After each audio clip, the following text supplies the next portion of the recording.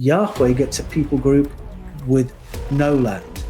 No land, no resources. So he's going to have to go to war with other Elohim in order to get land and resources. And until you realize that, all the battles of the Old Testament make no sense at all. And they make no sense if you think Yahweh means the creative source of the cosmos. Why on earth would God need to go to war with these other little beings, whoever they are, and involve human? It doesn't make sense until you realize plural Elohim, of whom Yahweh is one. We do not have any contemporaneous report. If we're going to the stories of Jesus, we have no contemporaneous report on Jesus. Other than what is in the Christian documents. So the canonical Gospels, Matthew, Mark, Luke, and John, and the extra canonical Gospels. So how can we confirm that information? We are 1 degree removed from it. We can get back to writers like Tacitus, Suetonius, Pliny, Josephus, and they were all writing in the sort of 100s sort of period, and they're talking about the practice and beliefs of the primitive Christians. So we can get back to there, but what we don't have is local reportage from the time. I saw Jesus down the street today, did an amazing rally, some people got healed. There's nothing like that, no Roman records relating to him. And so there's this big question mark over the historicity of Christianity. So that's why there's a bit of debate around that. People often ask me, do I believe in an historical Jesus with the lack of that evidence? And I do personally, because I think it's easy to track how the Roman Empire hijacked and then distorted the Christian story. Yes. And I don't think it would have needed to do that if there wasn't an authentic Jesus story prior that was inconvenient to the empire. Yeah. So that makes me very confident that there really was a Jesus and an original Jesus tradition. But historicity was not the be-all and end-all to the early Christians. So if you go to someone like Justin Martyr, who was martyred for his faith, his big argument was not our stories are history and yours are rubbish. His argument was, you talk about figures in your stories, you Romans, you Greeks, you talk about resurrection, you talk about ascension, you talk about sons and daughters of Zeus. You need to let us make the same claims for our Jesus. Thank you very much. We're not saying anything new. Yeah. We just want to say about our Jesus what you're saying about your figures. That's very different from the argument for historicity that a lot of apologists are interested in today. Yeah. So I think if you're looking for historicity, then you tend to focus all your interest on the earliest Gospels and the canonical Gospels, the one that cohere with orthodoxy, whereas my interest is a little bit different to that. I like to go even earlier than that, to the very earliest sources. And so a lot of scholars believe the Gospel of Thomas is probably the earliest Gospel. And I think there are form analytical clues in the text that's what you're looking at. It's not finessed. It's not accommodated to other Gospels. It's not accommodated to orthodoxy. It's primitive document. We have Thomas. We have Q, which is the common written source used by Matthew and Luke. And we have the original version of the Gospel of Mark. And you can find the original version in the Codex Sinaiticus. Yeah. The Gospel of Mark is there, but there's no resurrection narrative. Correct. So in Thomas, Q, and Mark, you've got sayings, and in Mark, deeds as well, but no resurrection narrative. And that tells us that there were communities of faith producing literature for whom that was not a central part of the story, which I find very intriguing.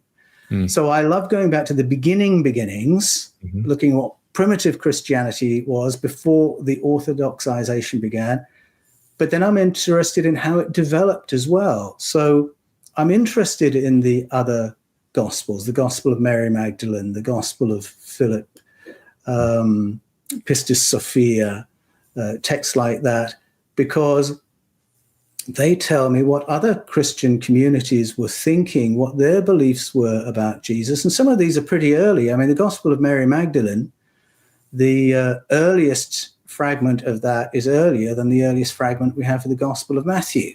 That's a fact. So it's not that they're much, much later. They're very, very close in time, written in the 200s.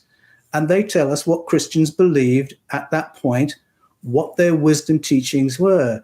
Mm-hmm. And if I'm going to those texts, I'm going with different questions. I might be going with wisdom questions as well. If I'm looking for teachings about ascension, how to evolve, how to become more than I am, those texts really major on questions like that. Yeah. And so I think sometimes it's easy to talk at cross purposes because people's interest in the Bible is different. Some want to prove history. Mm-hmm. Some want to prove orthodoxy. Mm-hmm. I'm interested in what the early Christians believed and what wisdom they have for me to take away. So I think that it's worth acknowledging that. Yeah, absolutely. I mean, there are different perspectives and different perceptions and even different agendas based on the person that's trying to interpret the text. Yes, I mean, I'm interested in the kaleidoscope of theology that was Christianity in the beginning. I'm very, very familiar with orthodoxy. That was my world for a very, very long time.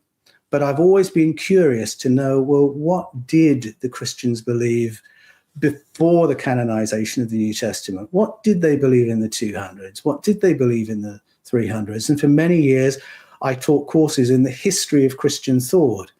And I think it's helpful for people to know Christianity hasn't always looked like it looks to us today. It too has evolved. Yeah, absolutely. Yeah, this is really great confirmation for me because this was the research that I had looked into.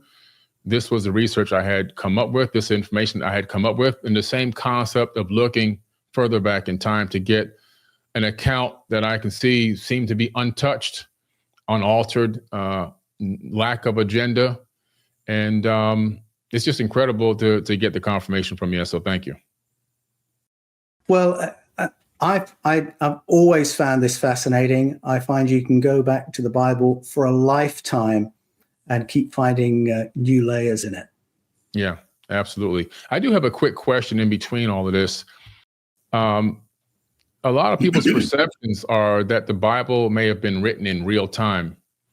In other words, somebody was following around Jesus and writing everything down, following Moses around and writing everything down in real time.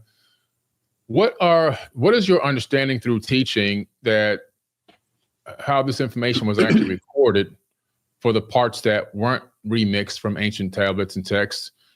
How is it possible that people can be there to gather this information in real time? Well, we do have some clues that we're not always looking at real-time reportage. So if we go back to the Old Testament, for instance, to the Hebrew scriptures, you'll find the name Yahweh, which became the Jewish name for God, although in my books I argue that's not what Yahweh meant in the beginning, that Yahweh was a particular individual, was an entity. And the name Yahweh appears very early in the Bible.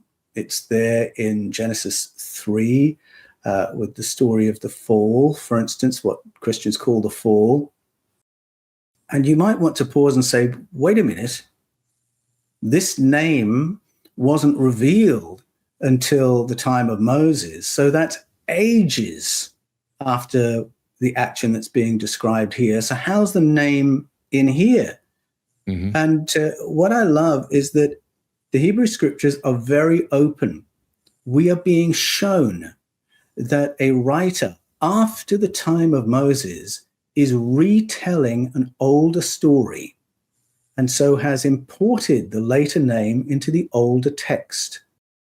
We can see what the older word was that it's replacing because the writer has left it there. And it's Elohim, which means the powerful ones. So the Bible is very honest, saying originally this was a story about the powerful ones. but we who believe in Yahweh are retelling the story. So that's one example. It tells you straight away, okay, this is not real time. And another example would be you get into Genesis 6 with the story of the flood. And I would encourage anybody to read Genesis 6 alongside the various Mesopotamian flood stories. And you'll find so many correlations, it'll blow your hat off.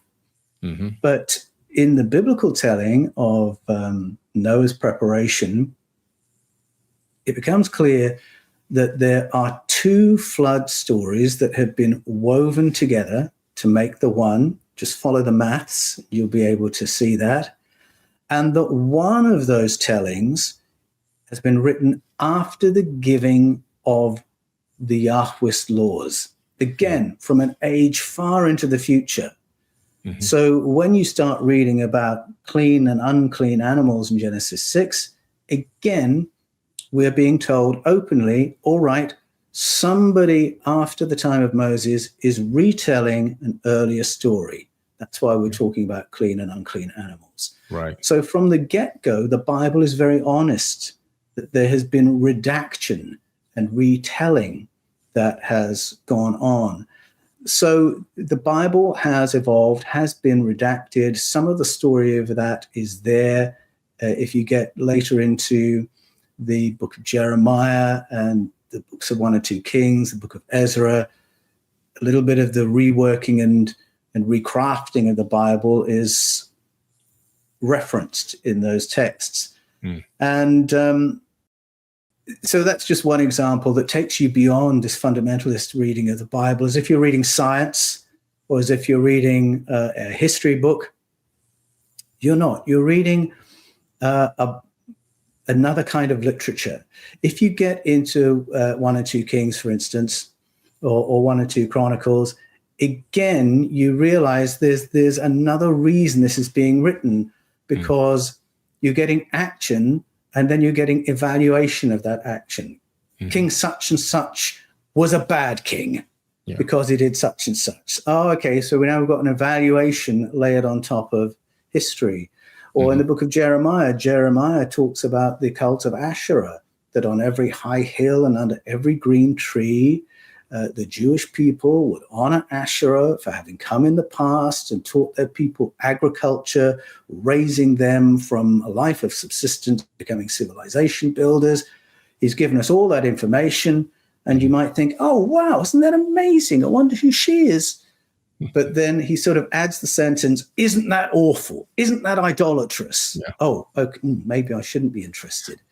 And there's the message, there's the agenda of that text. So you've got a blend of all sorts of things going on.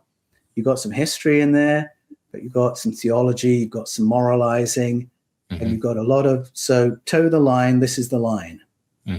Gotcha. So you said something interesting too. You said Elohim, right? The powerful ones. So that sounds plural to me. So this Elohim seems to be plural, multiple beings. Yes, that's right. So Elohim is a masculine plural form word. It is a word that many Bibles translate as God, but in my books, Escaping from Eden and the Eden Conspiracy, I argue that that is not the right way to translate that word, and that if you read it in the plural, you will begin to recognize that you're reading the summary forms of the Anunna stories, the Anunnaki stories. It boils down to the fact that the Elohim word in Hebrew is the Hebrew word for Anunnaki. So it confuses people because it gets translated as God, but in other places, Elohim can be false gods. What are they, you might ask? Can be angels, can be landlords. It has this great elasticity to it. Sometimes it takes singular verbs. Sometimes it takes plural verbs. So in Genesis 20, for instance, Abraham is making reference to the fact that the Elohim, plural, told me, plural verb, to move. And so that's why he moved from the high place of Haldi, because the Elohim, plural, told him, plural, to do so. There are other moments, though, where it is used in the singular. So there's a story where Yahweh, who is one of the Elohim, this is clear in a number of places. Joshua 24, for instance, Joshua says, consider who you're going to serve, the Elohim of the Egyptians, the Elohim of Mesopotamia, or our Elohim Yahweh. They're all the same kind of being. They're all referred to in the plural, even as singular entities. So it's a very odd kind of word. But the plurality is there in the verbs, it's in the behavior, because the Elohim go to war against one another, and thousands of human beings are slaughtered in the conflict between them. They're referred to collectively as the Tseva Hashemayim, which recalls how they arrived. They're the airborne armies, and they're referred to as the governing force, the El Ba'adat, the power council. But there's a moment where Yahweh refers to himself as an Elohim. There's a moment where his king, Ahaziah, has fallen off a ladder and broken his back, and he wants to know if he's going to live. And he's heard that the Elohim in Ekron down the road is very good at medical prognostics. So he sends some people to inquire of the Elohim of Ekron, does he think I can get better? And according to the prophet Elijah, when Yahweh hears about this, he's absolutely furious. And he says, is there no Elohim here? Pointing to himself.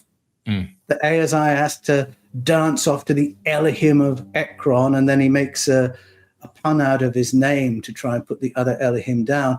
But there you can see, okay, they're rivals. Yahweh is the Elohim here, and this other one, the Lord of the Flies, as he calls him, his real name is the Lord and Prince, if you say it properly, he's the Elohim in Ekron. And so Yahweh has these peers among the Elohim, which is why when you get to the Ten Commandments, he says, I don't want you working for any other Elohim. You're not to bow down to them, and you're not to serve them. And of course, in that moment, we're not supposed to ask, sorry, who? Who are you talking about? Right. But clearly the Bible is, as you rightly say, Billy, full of a plurality of beings, these Elohim, of whom Yahweh is one. And you go to Psalm 82, Deuteronomy 32, you find out he is a junior Elohim, because when the lands are carved up and each Elohim, or Elohe is the singular, which does crop up from time to time, each one of them is given land. That means they own the resources under the land, they own the people on the land. Yahweh gets a people group with no land. No land, no resources. So he's going to have to go to war with other Elohim in order to get land and resources. And until you realize that, all the battles of the Old Testament make no sense at all. And they make no sense if you think Yahweh means the creative source of the cosmos. Why on earth would God need to go to war with these other little beings, whoever they are, and involve human? It doesn't make sense until you realize plural Elohim, of whom Yahweh is one.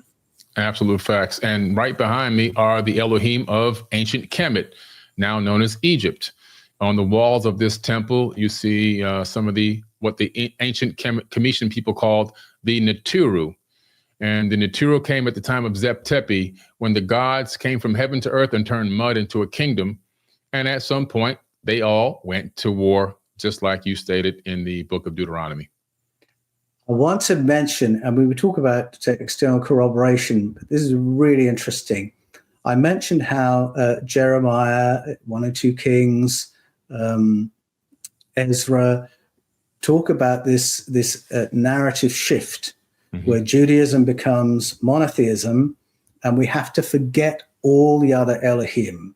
So all the temples to Milcom, Dagon, Asherah, they have to be demolished. The altars have to be broken. The figurines of Asherah have to be broken so they can't be used in harvest festivals. Those priesthoods, which were Jewish priesthoods set up by Jewish kings, had to be disbanded or slaughtered. And now we've just got this much simpler world where there is one God, Yahweh, and one king, and one high priest, and one temple in Jerusalem. All your tithes are going to go to that. So this narrative shift happens, this reform happens. It begins with a ritual reform, and then the scriptures themselves are put together and redacted into what we would know today. Yeah. Just this year in Jerusalem, we found an object from a moment just before all those reforms started taking place. And this was a seal that belonged to a senior Jewish figure called Yehoezer. So this is a seal that he's going to use to certify documents, to seal letters, to put his imprimatur on things. Very, very important item to him that really stands for his authority and his integrity. Senior Jewish figure. What's the picture on that seal? It's an Assyrian Dingir, or genie, or Anunnaki. Yeah. You know, the classic winged Anunnaki. He saw no conflict between his worldview and having an Anunnaki on his ring for his seal. Because at that time, Judaism still spoke about the Elohim, still remembered the Tseva Hashemayim, still remembered what they looked like, because the Jerusalem temple hadn't been defaced, so you could no longer see images of them. The Nehushtan hadn't been confiscated, so you could no longer see what Yahweh looked like. And in their minds, the Elohim of Judaism were all part of this wider family of stories of Elohim, Tingir, Anunnaki, Anuna. There was no conflict. Right. And that is a real object discovered just this year to tell you that Judaism was something different before these ritual and narrative changes were brought in. Right. Absolutely. That's just incredible. And then you see that object, you're going to go back and you're going to read the Bible differently. Yeah, I want to see this thing. Again, we're going to superimpose it over this video. It's just incredible.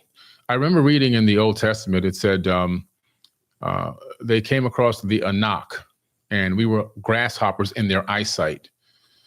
So a reference there to some really big people, and they call them the Anak, which I thought was interesting, since, you know, the ancient texts talk about the Anunnaki and the Anuna.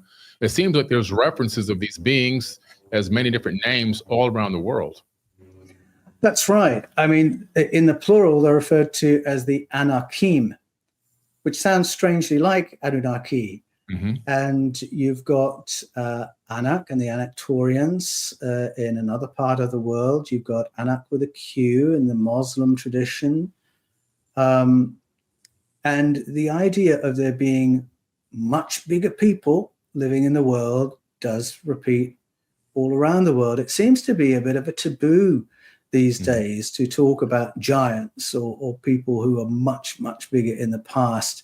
I don't know why it's become a taboo. It wasn't in the 19th century when we were digging up giant finds, and it wasn't. If you go to Josephus, he's completely unembarrassed by these stories, and he says in his writing, the Greek legends of the Titans, that's really their version of our memories of people like the Anakim and the men of renown produced through hybridization in Genesis 6. So Josephus saw these stories as referring to real cultural memory of sharing the planet with much bigger people. And I wonder also if there are memories of the time when we did share the planet with the Gigantopithecus and with the Denisovans and with the Chinese dragon people and with Homo floresiensis and the Neanderthals.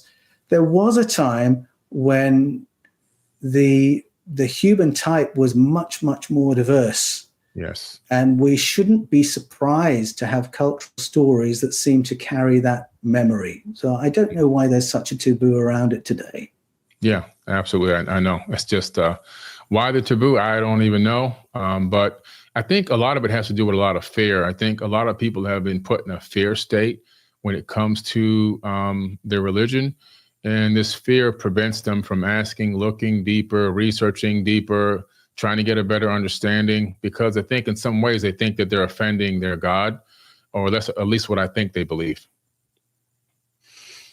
Yes, I think some people construct their faith like a Jenga tower.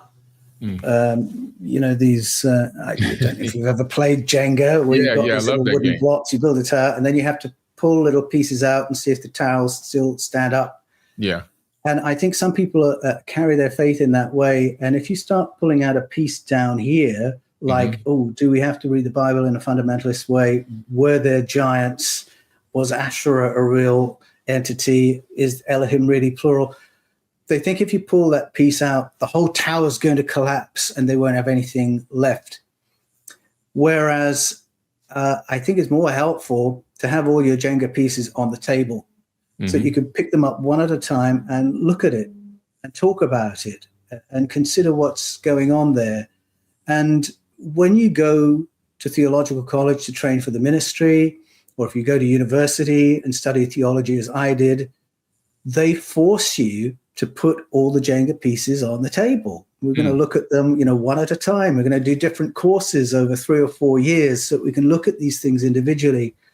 And it can be scary for people because they think, am I going to be able to put that tower back together again? Because I get a lot of comfort from my faith, and it seems to explain my life and experiences that I have. I don't want to be in a position where I can't put it back together again. And I think it's that kind of fear that comes in. Whereas as someone who's sort of been through that process a couple of times, because it happened when I did my honors degree in theology, and then it happened again when I started studying the Mesopotamian sources and had to go back to the Bible to re-understand what was there.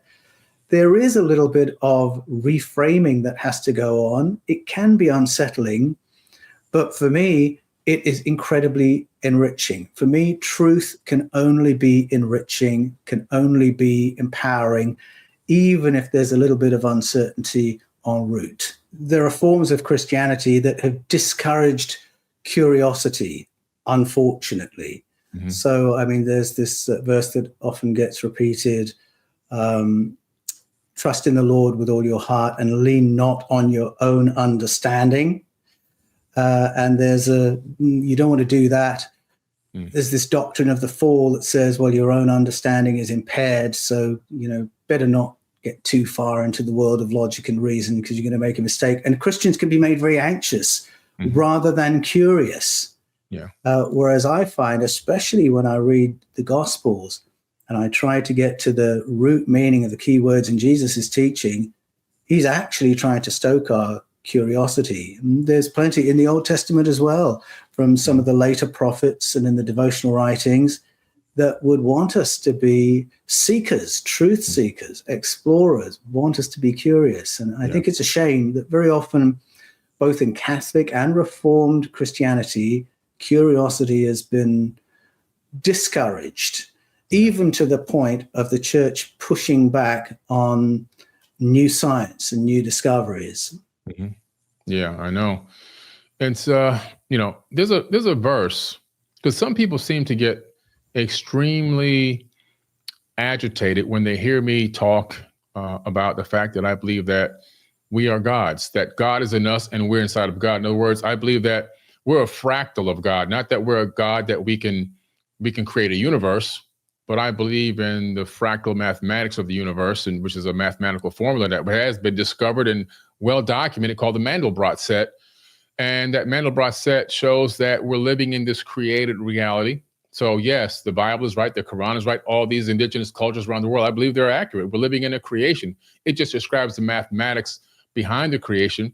And so if everything is a fractal throughout the entire known universe, I believe that a fractal of the God consciousness, the divine energy itself, is in every atom in my body. So thereby, I am a fractal of God walking in the flesh, so that God can know what is it like to experience life through the eyes of Billy Carson. What is it like to experience life through the eyes of Paul Anthony Wallis? I'm absolutely with you. It's a very Platonic way of seeing things, and I see it that way too. There's a moment in the gospel where people were accusing Jesus of equating himself with God. And he says, but doesn't the scripture say ye are all gods? And then there's a wonderful definition of God, the New Testament God, given by the Apostle Paul in the book of Acts, chapter 17. He's talking to a non-religious audience. So they're not Jewish believers, they're not Christian believers. So he needs to clarify what he means by God. He's using the Greek word theos. And he gives a nice description of the Greek understanding of theos, their word for God, the word that Jesus used. And he said, by theos, I mean the source of the cosmos and everything in it, that in which we all live and move and have our being, of which we are all offspring. Yes. And I love that because I think that's a definition of God that people way beyond the world of faith could accept, could do business with. Yeah. It's saying my intelligence is a participation in one of the properties of the cosmos, intelligence. My consciousness is a participation in the consciousness that's endemic to the cosmos. And it comes back to what you were saying, the cosmos experiencing itself through what I see, through what I hear, through what I feel, through what I experience. And I find that a very empowering description of God because there's no separation in it. You and I couldn't be closer to the source by Paul's definition there. There's nothing we have to do to scramble back into the presence of God because we are all emanations of God. Exactly. I find it empowering. Religion trades on separation anxiety. Religion trades on the idea that you and I are separated from God and you need to do A, B, and C to get into his good books because you wouldn't want to get on the wrong side of him. And we, the priests, or we, the teachers, will tell you how to do that. It is a recipe for all kinds of psychological abuse and manipulations, which I've seen plenty of in the world of church ministry in my time as a minister and as a church attender. I see plenty of it. And at the beginning of the gospel, there are some wonderful sayings from Jesus, which you can find not only in the canonical gospels, but in the extra canonical gospels as well. So in the Gospel of Matthew, we're told the message Jesus toured with the beginning of his public ministry. And by the conventional translation, it sounds like typical revivalist preacher, grave warning, trying to threaten you into being a good believer. The conventional translation is repent, for the kingdom of heaven is at hand. And it sounds like he's saying, you better clean your life up because God's about to show up. You don't want to get on the wrong side of him and offend him. And we hear that through the lens of later doctrines of heaven and hell and all that sort of thing. Sounds like a grave warning. You go to the Greek, go to the root meanings of those words. And metanoiete means go beyond the mind. That means go beyond what you think with more than this, go beyond the mind, re-understand, transcend your current understanding, repent for the basileon uranon. Basileon can be a kingdom, but if I say kingdom, you think, oh, that's a place where I serve the king. I have to do everything the king says. And we get into that religious paradigm of obedience versus sin and punishment, obedience and reward, all that sort of thing. You don't have to translate it kingdom. You could equally translate it with the word realm. Now, a realm has a very different connotation to it. A realm is something amazing to be explored. And uranon, well, that's the word for sky. That's the word for space. It could be used as a word for the cosmos. And the word has come close, can be reached out and taken hold of. You put that together and he's saying, go beyond the mind, transcend your mind, because the realm of the cosmos is available to you, is impossibly close. And then later when he says the realm of the cosmos is within you, there couldn't be a more profound invitation to explore inner space, outer space, to explore the principles of the cosmos. And that can mean explorations in the way of spirituality, in the way of science, in the way of cosmology. It is a huge exploration we've been invited on by Jesus, but that is not how it has been taught, translated, and preached for 2,000 years. And that habitual thinking, that religious entrainment is so strong that people find it very difficult to get beyond their English translations back to the Greek, back to the Aramaic, back to the Hebrew, and begin asking, what was this really about in the beginning? Yeah. That's so incredible, because I went back to the Aramaic. I had a podcast where I talked about this about a year and a half ago or so. And I told them, break this down. Let's go back to the root word. Let's go back to the Hebrew. And I had my Hebrew book and I had my Aramaic book on my desk at my previous location. And I was showing people that these words are not exactly what we think they are when you go back to the root and the original translations of these words, the original language of these words. You find out that it means something totally different, something more empowering, something even more incredible, something so much deeper than this surface thing that just tries to make you seem like if you don't do this, this is going to happen, or you're going to be in trouble, or something like that. And I want to just tell people, if they think, well, how on earth do I do that? There are resources that I am so thankful that they're in my possession and have been for decades, that it opened this world up to people. So the first thing you need to do is get hold of an interlinear Bible. So a New Testament where it's showing you the Greek words, and it'll usually have a couple of translations either side, so you can see how different Bible translators have dealt with what's in the text. And then you can do that with the Hebrew as well. And then you need a really authoritative lexicon. So for the New Testament, you'd go to the Bauer, Arndt, Gingrich, and Danker lexicon. For Hebrew, you'd go into Brown, Driver, Briggs. And what's wonderful about those books is that they show you how those words are used in all different places. So you can get the full scope of the word, and then it'll break it down so you can see the most primitive aspects of that word. And sometimes if you go back to the text and use the more primitive reading, that's the best way of unpeeling 2,000 years of habitual thinking. That's how you get beyond the religious entrainment to see what did this mean in the beginning.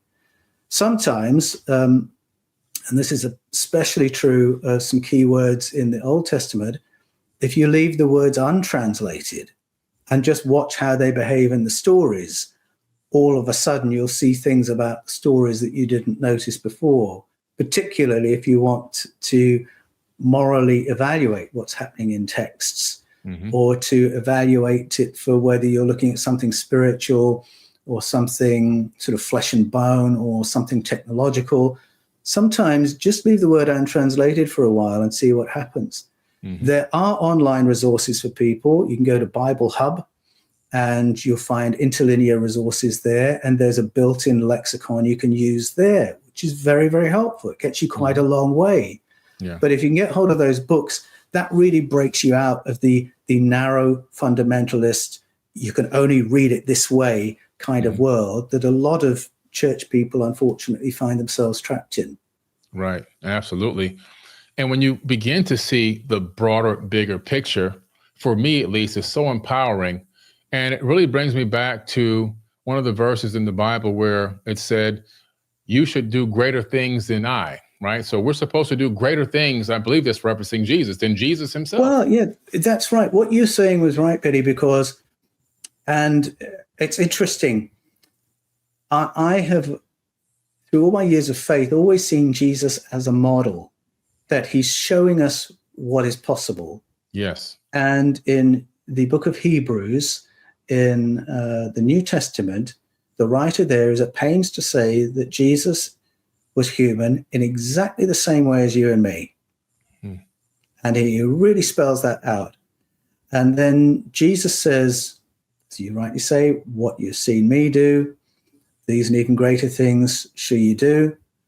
And even when I get back to the prologue to the gospel, in the Gospel of John, the story arc of Jesus's life of pre-existing this material life, incarnating and having these experiences and struggles and this journey, and then outlasting this life to a new experience, what the Gnostics call going to the great repose, or what Jesus talked about, returning to source, returning to the Father. I think that's given as a template for all our lives. And that was sort of the general worldview at that time. That was how Plato understood who we really are at a deeper level. Yeah. And many of the first Christians went to these texts from Plato. That was their worldview, and they recognized it when they read the Gospel of John. And so they were far more inclined, I believe, to see Jesus as this model of what is possible for us, as this picture of human development and ascension. And it's only later religion that has put Jesus up here and us all the way down here, and all we can do is pay, pray, and obey. That is, I think, a real distortion of the empowering message that I think all the gospel writers, including the canonical writers, intended for their readers. Yeah, absolutely.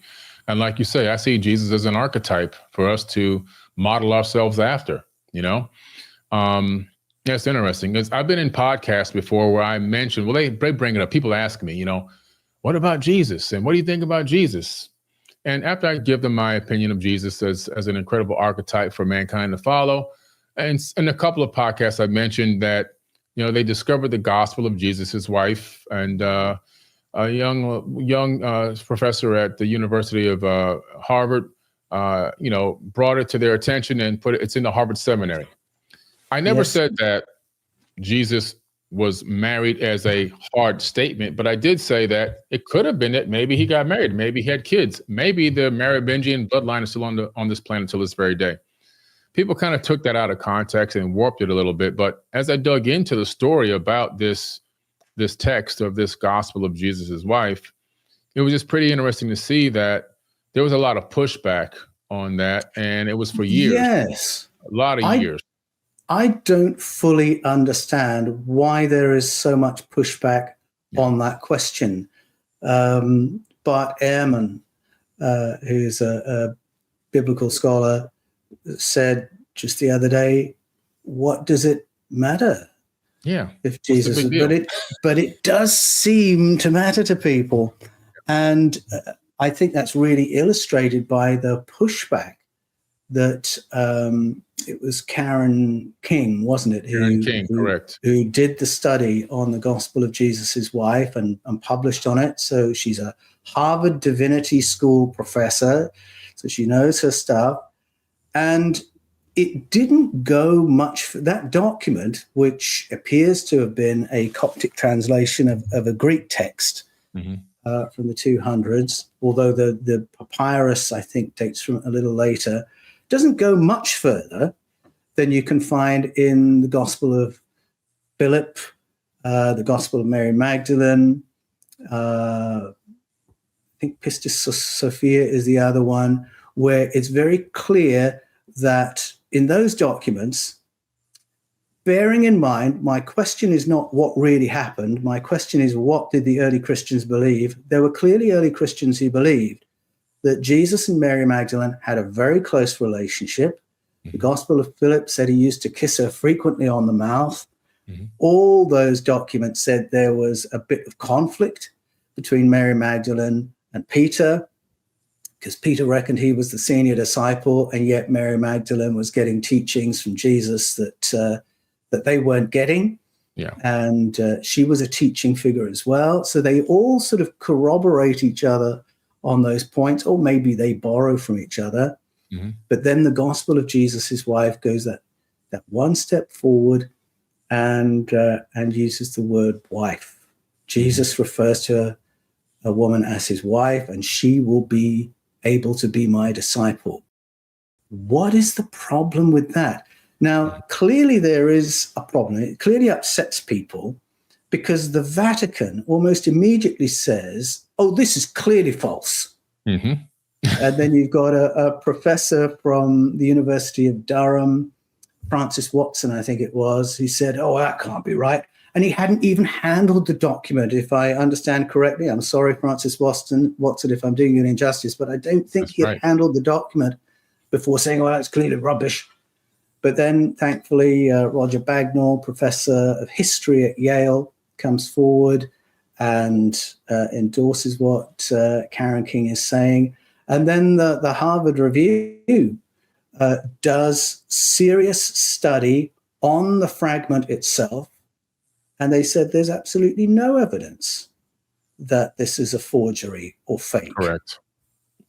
But because of the pushback, and this is here we are in the 21st century, where you'll often hear people say, oh, that's been debunked.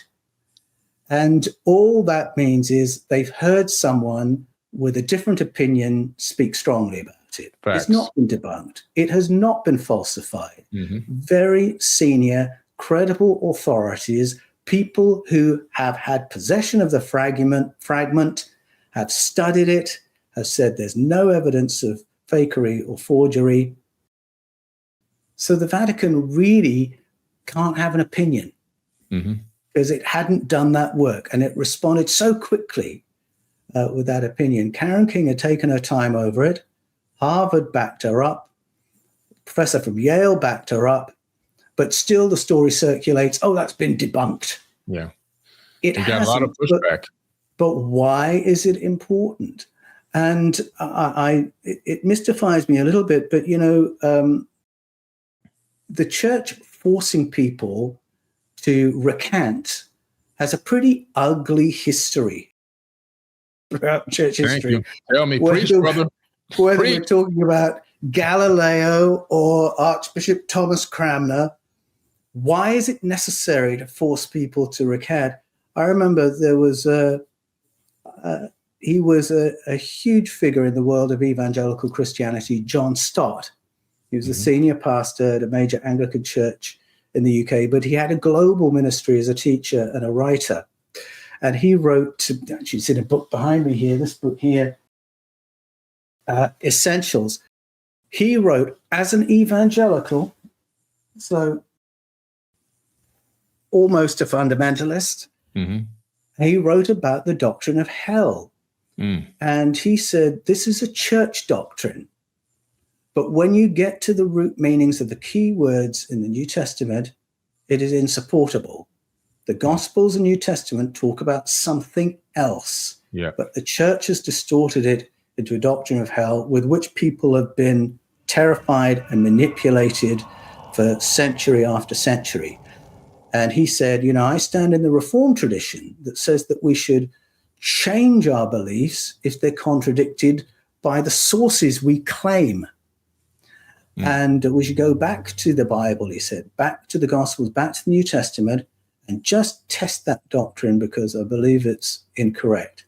Never mind that John Stott had been on an absolute pedestal. He was like the Pope of the evangelical world internationally. But when he said that, the pushback was appalling. Yeah. And he was forced to recant in the end. Now, in my book, The Eden Conspiracy, I make the case that John Stott was right, that the church doctrine of hell is a distortion. And there are people teaching it who are teaching it on an entirely false footing, still distorting texts to this day. Yeah. And so pushback, what does that mean? It's been debunked. What does that mean? What that really is a story of bullying. It's not a story of falsification. The gospel of Jesus' wife has not been falsified, but Karen King has been bullied. That's the story. And I think any seeker of truth, any curious person, any person who's interested in sort of academic objectivity should be horrified by that. And just go to the people who have the fragment, who have done the study, and find out what they're saying. Now, this is not something to go to the stake over. I agree with Bart Ehrman. What does it matter if Jesus had a girlfriend? It doesn't matter. What does it matter if Jesus had a wife? What is that threatening? But I think early on what it was threatening is that there's always been a consistent agenda to push women out of the picture. A woman in a lot of religious traditions can be a virgin or a mother of somebody great, but there can't be a teacher. They can't be an authority. And even to this day, I think women have a hard go in the church, Karen King included.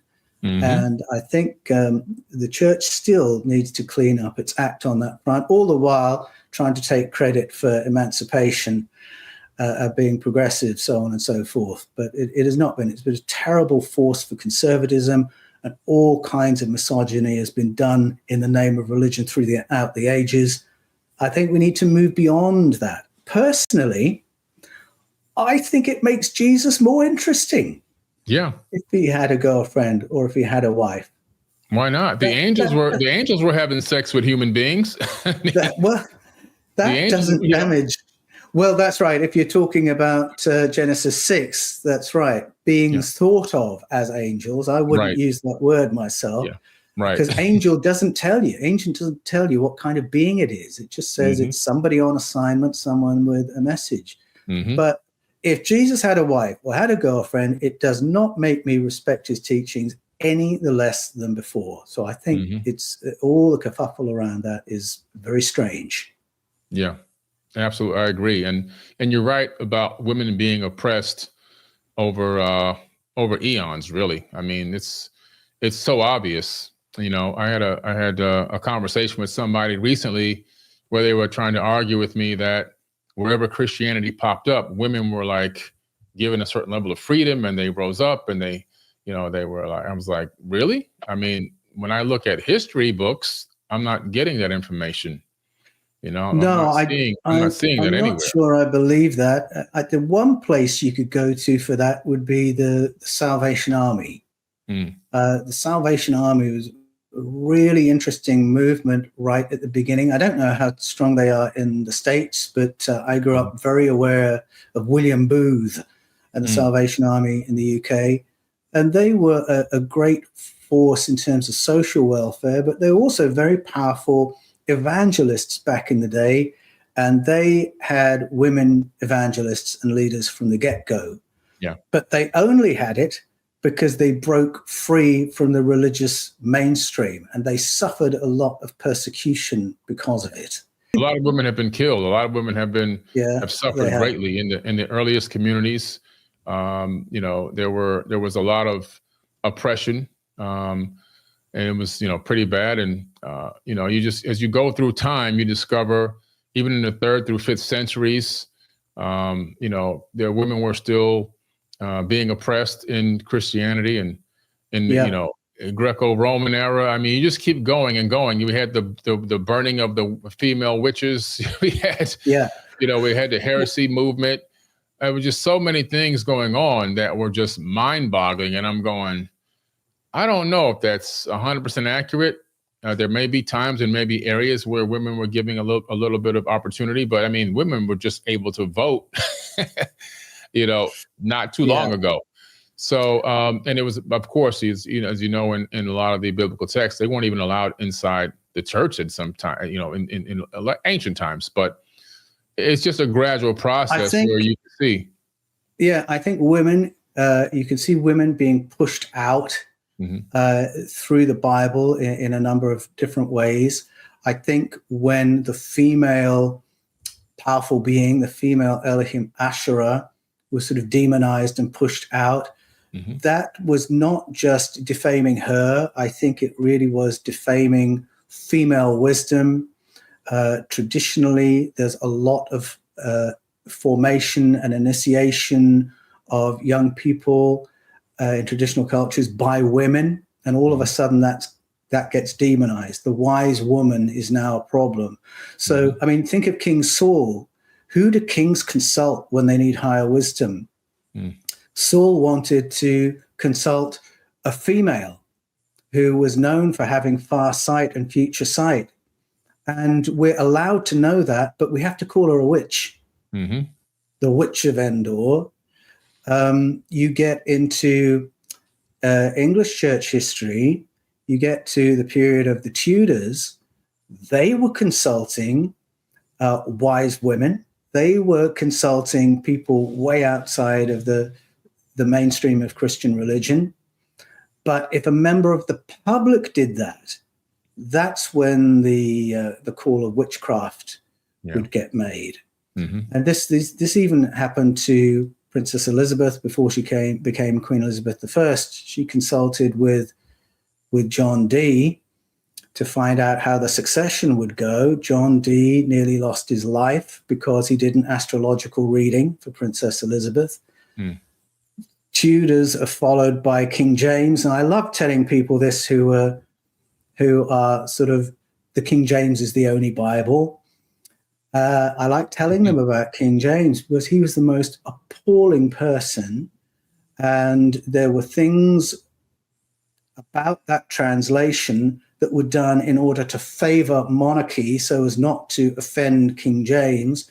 And then King James decides he's going to become the Witchmaster General, and he is going to personally run this campaign of rounding up witches and then burning them. Bearing in mind, we're still in a period where kings and queens will consult astrologers and diviners and this, that, and the other. But if a member of the public does it, that's a crime. And if that person's done a consultation for someone I don't like, now they're a witch. Now we're going to burn them alive. And, you know, we talk about witch burnings. We need to remember what we're talking about is the burning of women. We really need to throw the word witch away. These were wise women who were consulted because they were wise, because they had understanding of sciences, anthropology, because they had an understanding of natural medicine. They were women. And this was done in the name of the church, in the name of Christianity, by the defender of the faith, King James himself. And there are so many injustices that have been done in the name of God because of the confusion, Billy, that we mentioned earlier. If you were going to read stories about violent, brutal, unforgiving, psychopathic Elohim and call them God's stories, you've got a problem. Because if you worship a God who is a xenophobe, you have to justify xenophobia, you have to become xenophobic. If you worship a God who hates women so much that he considers menstruation to be disgusting and evil and they shouldn't be anywhere near the community when that's happening, well, you have to take on that misogynistic view as well. What a stupid view that is. We all come from women. We all depend on the natural cycles of women. But because the being Yahweh hated adult human females to that extent, so those who worshipped him had to take that value on as well. And you really can draw a straight line from equating God with some of these Elohim and Yahweh stories, a straight line from that to all kinds of misogyny, colonialism, enslavement of other people groups, all kinds of cruelty, justified because this is what God does, and we're only doing God's work. Right, exactly. Yeah, it's unfortunate. It really is unfortunate. This is a great talk, man. This is going to be a very powerful podcast because I can see now how it's going to really educate a lot of people. And I want people out there to make no mistake about it. We're not here bashing Christians. We're not attacking anybody. We're laying out actual factual information that you can then go back and research for yourself. And like I say, and Paul says, I think there's a lot of great information in the Bible. I think there's a lot of great information in other religious texts as well. It's just we're talking about today, we're talking about discernment. We're talking about understanding from different perspectives so you can gain a much broader view of everything. And it doesn't mean that your God doesn't exist. It doesn't mean that you've been, you wasted your life. It doesn't mean any of that. But what it does mean is, there's deeper, broader, more intriguing and incredible stories that we haven't really been able to see because we've been given a forced, closed view of what actually happened. And without that other deeper level of understanding, we might not get the better and bigger perspective of everything. I think that's right. I think one of the things that distorted our view is that for the best part of 2,000 years, Christianity has presented the New Testament as if it's a continuation of the Old Testament. You know, you find them glued together with a hardcover either side of them that suggests it's all one book, all talking about the same thing, all talking about the same God. And as a follower of Jesus, one thing I have had to do that's not been easy is to reframe that and understand, no, it's actually a story of discontinuity. Mm-hmm. All the gospel writers, and I think I'd say this is especially the canonical gospel writers, are at pains to present Jesus as the successor to and replacement of Moses, bringing teachings that will delete and replace the law and laws of Yahweh. Mm-hmm. That's a story of discontinuity. That's why Christianity has never been built on Yahweh's laws. That's why in Acts 15, the early church came to the agreement that to be a follower of Jesus, you don't have to be a Yahwist. Mm. That's why in Colossians, Paul said that the written code was cancelled and wiped out through the life and death of Jesus. Mm-hmm. And yet, Christians around the world still feel somehow they have to justify Yahweh, the figure of Yahweh, and the stories around him and the laws he brought. Mm-hmm. But it is a story of discontinuity. And I think that has been a real light bulb for me. It's been really liberating. I think for me, it allowed me to switch my conscience back on when I read the Old Testament, because as you rightly say, Billy, it is full of violence, full of gratuitous violence, done by these Elohim, including Yahweh. And as soon as you realize, oh, okay, Jesus wasn't teaching us to follow Yahweh, you can begin to evaluate those stories. And if you evaluate those stories by Jesus's morality, then you can fully see that you're reading something appalling. Mm-hmm. There are many reasons we would want to get rid of the laws in the Old Testament. I mean, here's the death penalty. I just made some notes. Striking one's parents, death penalty. Mm-hmm. Pronouncing a curse over one's parents, death penalty. Going to an astrologer or doing divination, like we're just talking about, death penalty. Having a different religion, death penalty. Mm-hmm. Adultery, death penalty. Mm-hmm. Gay sex, death penalty. Well, I, for one, am very pleased that Jesus came along with teachings to delete and replace all of that, because I think that's terrible. Yeah. What the Bible has to say about slavery or rape is absolutely terrible. There's a law in Deuteronomy 22 that says if a man rapes a virgin, he can offer the father 50 shekels and keep her. Well, what a fabulous law that is. Or Leviticus 25, when it comes to slavery, only foreigners can be slaves, it says. Mm-hmm. And you can leave slaves to your kids as property. Mm-hmm. Really? Oh, that's a great law, isn't it? And then that sort of overlaps with the behavior of the character of Yahweh himself, who was deep into sex slavery. If you go to Numbers 31, the place I'd encourage anyone to go and read, and you'll find the spoils of war being divided up, and the virgins are being divided up among this group and that group. The soldiers can keep some for their use, and Yahweh's going to have some for his use. And the priests are going to have some for their use. So don't think when Yahweh wants cattle and gold and virgin girls that it's talking about the priests having those things. That's a separate allotment in that list. Yahweh has his own list. Mm-hmm. So you should be asking a lot of questions there. I mean, this is not the creator of the universe. Mm-hmm. This is an entity. What does the entity want with those things?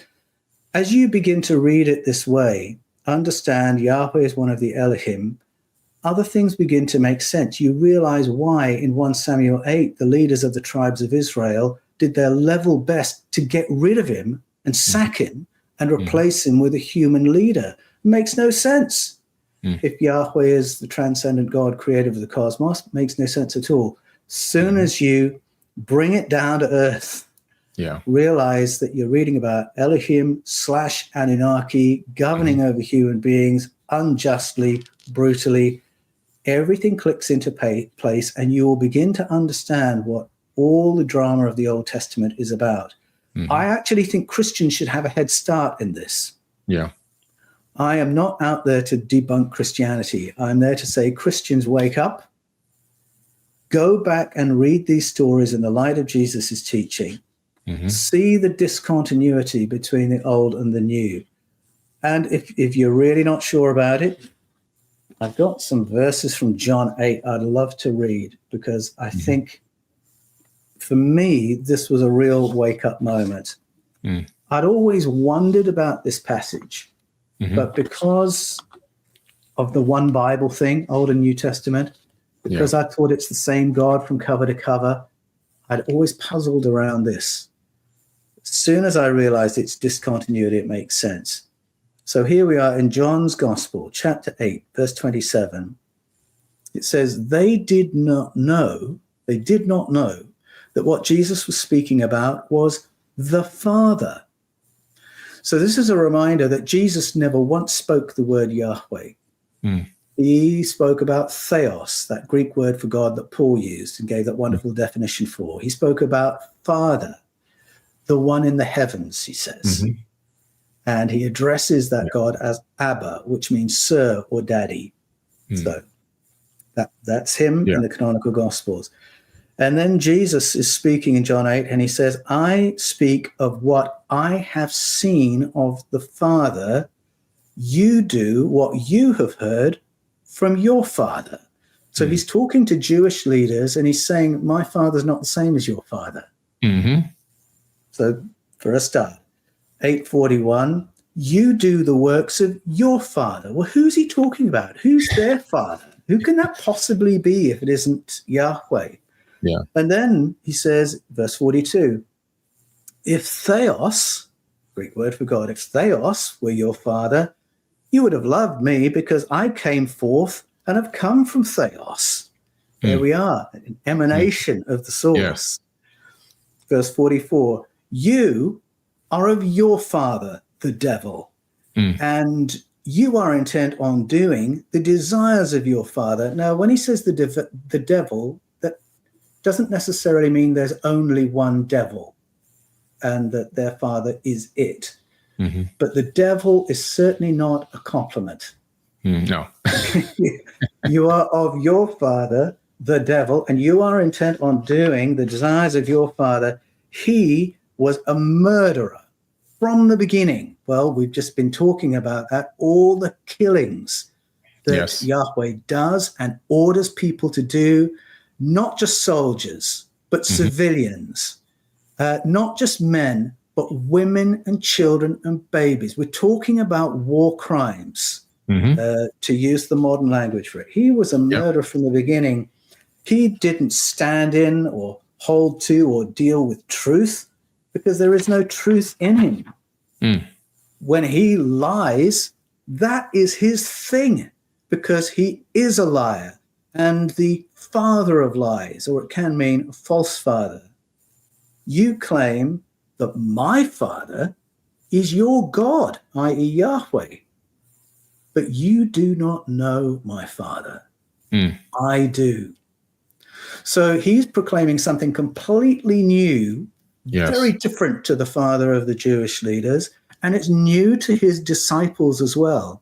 So later in John's Gospel, Philip says, Lord, show us the Father, and that will be enough for us. And Jesus says, wow, I've been with you so long, Philip, and yet you do not know me. If you've seen me, you've seen the Father. And we're back to that emanation of the source. And I'll just finish with another reference, because, again, it was a light bulb moment for me when I saw it. Once I understood there's this discontinuity going on, there's this cessation of the laws of Yahweh, and Jesus is bringing something totally new and liberating. He says, and this comes up in Matthew's Gospel and Luke's Gospel, he says, which of you fathers, if your children were hungry and thirsty, would give them a stone or give them a snake. And many readers today would read that and say, well, that's ridiculous. Of course, what kind of father would do that? But not realize that the Jewish hearers would know straight away, oh, I can think of someone who did that. And that was in fact Yahweh, who gave a stone when people were thirsty, who gave serpents to people who were hungry and anxious in the desert. Yep. Serpents can mean dragons, fiery serpents, which went and attacked the people. Again, men, women, children, babies, attacked by snakes because they were desperate and fed up of emergency rations in the desert. Here's a stone. I'll show you how to get water. Here's snakes. So that would have been the bells ringing when Jesus said, what kind of father does that to hungry children? Yeah. And then in that original story where they've all been bitten by snakes, a brass dragon is created and lifted up. And the order from Moses is kowtow. Kowtow to the dragon. Bow down to the dragon or you'll die. And I have a Bible behind me where the heading over that story is Yahweh's mercy. Well, if that's Yahweh's mercy, what does his wrath look like? Wow. And that's why Jesus came, to cancel the law and laws of Yahweh and replace it with something else. That's why it was canceled, wiped out, according to Colossians 2:14. That's why we shouldn't regard those stories as having any purpose other than bringing people to Jesus. That's what Paul says in the book of Galatians. And that's why so many teachings are framed in the Gospels when Jesus says, you've heard it said, Moses said, but I say this. And there is the story of discontinuity. So Christians, I think, ought to have a head start and go back to the stories and say, well, if these are not stories about God, what are they about? And my book, The Eden Conspiracy, asks that question and says there is a rich education waiting for us. The Bible is full of truth. I'm not here to debunk the Bible. The Bible is full of truth, but we've misunderstood it. We've mistranslated it. And once we get beyond our habitual religious, habitual translations, there's a rich education waiting for us to empower us in our lives today.